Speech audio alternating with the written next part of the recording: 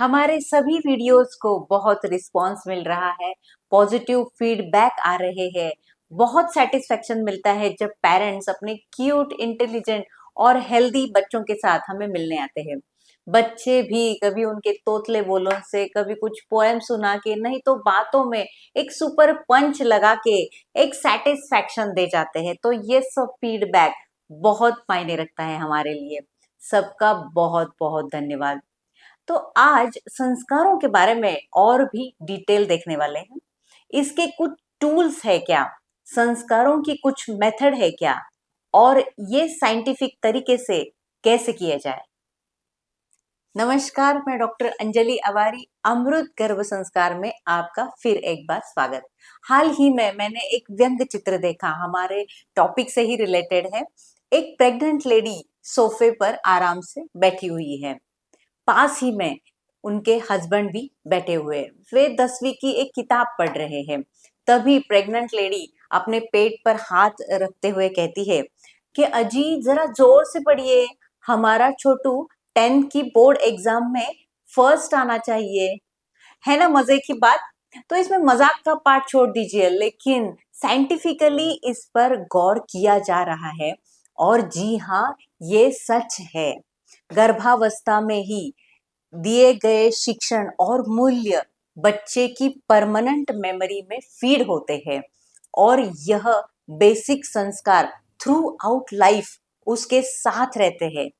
ये समझने के लिए और थोड़ा जड़ तक हमें जाना होगा कि संस्कार एक्चुअली होते कैसे हैं। हमारा माइंड दो लेवल पे काम करता है, एक है कॉन्शियस माइंड और दूसरा है सबकॉन्शियस माइंड। हम ज्यादातर कॉन्शियस माइंड से ही सभी व्यवहार करते हैं, लेकिन सबकॉन्शियस माइंड की जो स्ट्रेंथ है, उसकी जो पावर है, उसकी फंक्शनल एबिलिटी होती है, वो कॉन्शियस माइंड के 6000 गुना ज्यादा होती है। जब अच्छी आदतें, अच्छे संस्कारों के बारे में बात करें, तो किसी बच्चे को समझाकर, बोलकर हम अच्छी आदतों के बारे में उसे बता सकते हैं। बच्चा भी वह सुन लेता है, क्योंकि वह बात सिर्फ उसके कॉन्शियस माइंड तक ही जाती है। लेकिन वो बच्चा वह संस्कार फौरन अपनाएगा या नहीं, इसका भरोसा नहीं है। अगर उसके सबकॉन्शियस माइंड तक वो संस्कार अगर पहुंचाना है, तो इसके पीछे की फीलिंग भी बच्चे तक पहुंचानी जरूरी होती है। फॉर एग्जाम्पल, बड़ों को आदर देना, यह संस्कार हमें बच्चे को देना है।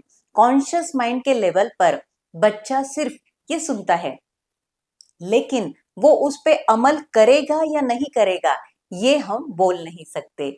उसी जगह अगर उसके साथ आने वाली फीलिंग भी उससे जुड़ जाती है, तो वह और भी इफेक्टिव होता है। सबकॉन्शियस माइंड क्या करता है?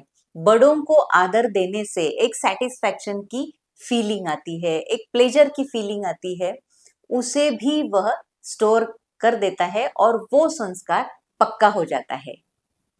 अब ये सब मैं जन्म के बाद के बच्चों के बारे में बोल रही हूँ। अब गर्भावस्था में एक्चुअल क्या होता है, ये सब आप ध्यान से सुनिए, बहुत ही इंपॉर्टेंट है। गर्भावस्था में ये फिल्टर बिल्कुल नहीं होता, ये सब सबकॉन्शियस माइंड के अमल में होता है। बच्चा माँ से प्लेसेंटा के द्वारा जुड़ा हुआ होता है। संस्कार, अच्छे आदतें, अच्छे विचार, ये डायरेक्टली बच्चे के सबकॉन्शियस माइंड तक पहुंचते हैं। मदर को जो भी अनुभव आया है, वह बच्चा भी अनुभव करता है। बच्चे को इंफॉर्मेशन भी मिलती है और एक्सपीरियंस भी मिलता है, और यह संस्कार का प्रोग्रामिंग लाइफ लॉन्ग उसके साथ होता है। इसलिए हम गर्भ संस्कार पर इतना कंसंट्रेट करते हैं। देखिए, हर एक पेरेंट अपने बच्चे के सक्सेस के लिए प्रयत्नशील होते हैं, उसे एक परिपूर्ण ह्यूमन बीइंग बनाना चाहते हैं। ह्यूमन बीइंग का मीनिंग क्या है? ह्यूमस मतलब शरीर, मिट्टी, और बीइंग मतलब आत्मा। नरिशमेंट दोनों की भी होनी जरूरी है। आत्मा और शरीर दोनों पर भी संस्कार होने चाहिए। इससे योग्य निर्णय लेने की क्षमता गर्भावस्था में ही बच्चे में विकसित होती है। इसीलिए आर्ट ऑफ राइट थिंकिंग ये भी मदर ने सीखना होगा, और आत्मा पर संस्कार गर्भावस्था में ही होते हैं। प्रजापिता ब्रह्म कुमारी प्रणीत आदरणीय शिवानी दीदी कहते हैं कि आत्मा अजर, अमर और अविनाशी है। आत्मा एक सीडी की तरह होती है, उस पर हमारे पूर्व जन्मों के रिकॉर्डिंग होती है। हमारे आने वाले बालक के पास भी उसके अनेक पूर्व जन्मों के संस्कार होते हैं और माँ के संस्कार जो गर्भ संस्कार के रूप में हमें देने होते हैं। मदर के इमोशन, देखना, सुनना, बोलना, इन सभी क्रियाओं के वाइब्रेशन उस आत्मा पर आते हैं। उस गर्भ को, उस छोटे से जीव को भी हीलिंग की आवश्यकता होती है, क्योंकि वह पहला शरीर छोड़ के आता है। वो अपने पहले अच्छे बुरे संस्कारों के साथ आता है। इसीलिए मदर की हर एक क्रिया बच्चे के अनुसार ही होनी चाहिए, संस्कारों के पक्ष में चाहिए। इन सब संस्कारों को हमने एक ढांचे में बिठाया है। इसके लिए हमने कुछ इंपॉर्टेंट स्टेप्स बनाए हैं।